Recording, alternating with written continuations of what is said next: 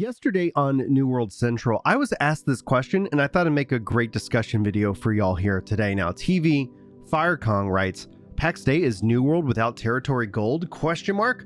Or is it too good to be true? And that's what I want to explore with you guys today and talk to you guys why I'm excited about Pax Dei. I want to issue a word of caution for those of you out there who get into that MMO hype cycle, namely because we're still talking about alphas here. And then finally, I want to talk to you about what you can do while you wait for Pax Dei. So hello everyone and welcome to the channel. My name's Brian if you happen to be new around here, but if you're a returning subscriber, you already know you're a sexy daggum beast. And that's what you get for this Monday in July. Sexy beasts hopefully all around. But yes, let's break it down into these three key categories. First and foremost, why I'm excited. Pax Dei looks absolutely brilliant.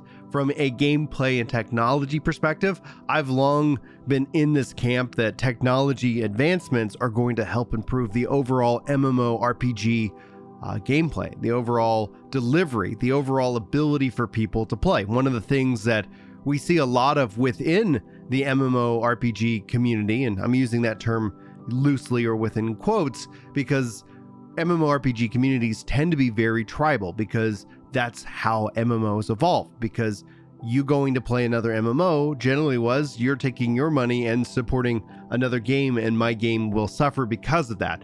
It's not the only reason, but that's kind of the big TLDR summary of that mindset. But when it comes down to the technology shifts, we're talking about cloud native with Pax Dei. We're talking about the team that's behind it being vastly experienced, wanting to build this as their kind of key component, but also because of its cloud native in this case, you get the ability to bring it to as many different places and platforms as possible. And while we don't yet know what that's physically going to look like when we go hands-on with it, the theory is just that imagine in a sandbox MMORPG, which sandbox is vastly less popular than the theme park, but I think it has better sustainability. When you see the theme park being so successful, eventually it's crushed by the weight of its own success. People get tired of that hamster wheel content thirst that we've seen in every different MMO from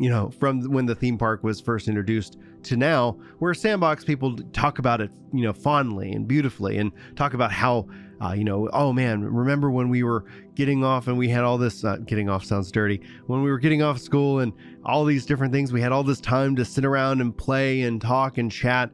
Well, it doesn't always take into account all the different things that have happened since that, I guess, period of time, that golden age, where we remember these things fondly. Now, in this case, where we're building, in this case, the game is coming out with as a sandbox MMORPG. In this case, I think one of the things that makes me excited is when it's cloud native, that gives me so much excitement that I can, as a gamer, ideally play in a lot of different places. We've seen the rise of the Steam Deck and the A6 and the Logitech G Cloud, and more of, hey, like we realize, like, you as a gamer aren't always going to be glued to your PC 24/7. In fact, with remote work, chances are you might want to just get away from your computer and casually play this game. Not that you can't play in a hardcore way, but opening up games for accessibility in a variability in where you play is, I think, a real interesting aspect, one that we're seeing more and more MMOs adopt since the release of Final Fantasy XIV being console PC native. Now we're going to see the evolution with Pax Dei, and I think that's where you're going to see more and more MMOs. We're already seeing it with Throne of Liberty, Lord of the Rings. We're seeing it with Blue Protocol. More and more is this console PC, and ultimately with the sandboxes tend to be a little bit more metaversy, so you end up having more investment in the game and the character, as opposed to, like, here's your checklist for when you go to play the game next. Not dogging on any version, you can have your preference on what you prefer. I just know I have a massive nostalgia trip because of my history with Final Fantasy XI. Now, word of caution in this case, one of the things I want you guys to be very well aware of and concerned about is the MMO hype cycle that no matter what will kick on. The next big MMO where people will look at something as their, pinnacle. And time again, and not saying that Pax Dei will fall into this, but time and time again, MMOs take actually years to mature even after release. And the reasons end up being pretty logical. The MMO that you're playing now has and will have way more content than the MMO that you will pick up and play in a month or a year, time, because they have the ability of being first or sooner in this case. Same thing we've seen with the concept of a lot of people on social media, a lot of streamers, a lot of content creators. They were just in the space first. And that first to market ends up being so valuable that we don't need to rehash it here, but first to market sometimes in this case can be a huge benefit. And the answer is content. You're going to have more content. So anytime your game that you've invested hundreds, if not thousands of hours in releases new content, chances are that's going to be an invitation or a hook back into the game, as long as you've had a good or semi-good experience. Everybody's going to be different, but that's essentially kind of the pattern we see. So the pattern tends to hold that, hey, brand new MMO comes out, you consume it, you overconsume it because you're hungry for it. I did the same thing. I do the same thing. Hell, when they finally started making 2D Mario games again, I played it so hard that I don't think I actually had fun. It was just like, oh my gosh, I've missed this so much. But maybe that's just my personality when it comes to gaming. So bringing this all full circle, thinking about, I'm not telling you not to get hyped. I'm just telling you that note that there's going to be a dopamine hit and there's going to be a crash that happens with every game. And it's kind of that crash ends up being fueled by social media, because then people can make lots of money and get lots of attention because of it.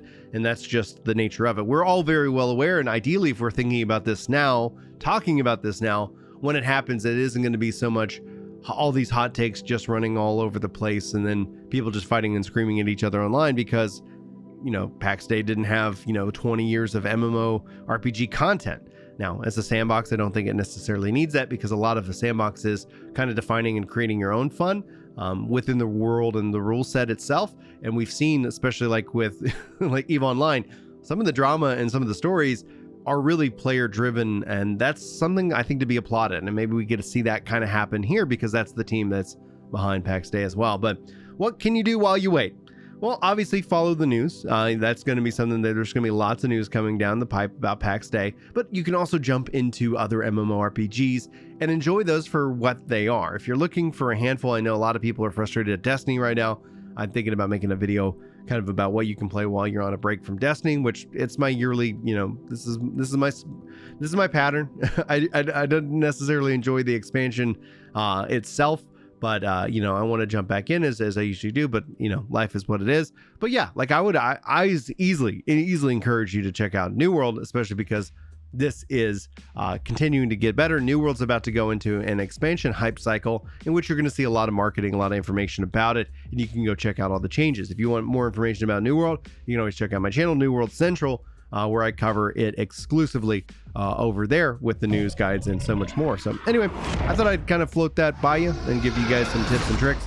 Obviously, if you're having fun playing whatever, enjoy. It's a great time to be a gamer right now, and that's really what I wanted to say about it. So thanks guys so much for your time. Hopefully you enjoyed this video. Hopefully I will see you in the next video. But until then, take care.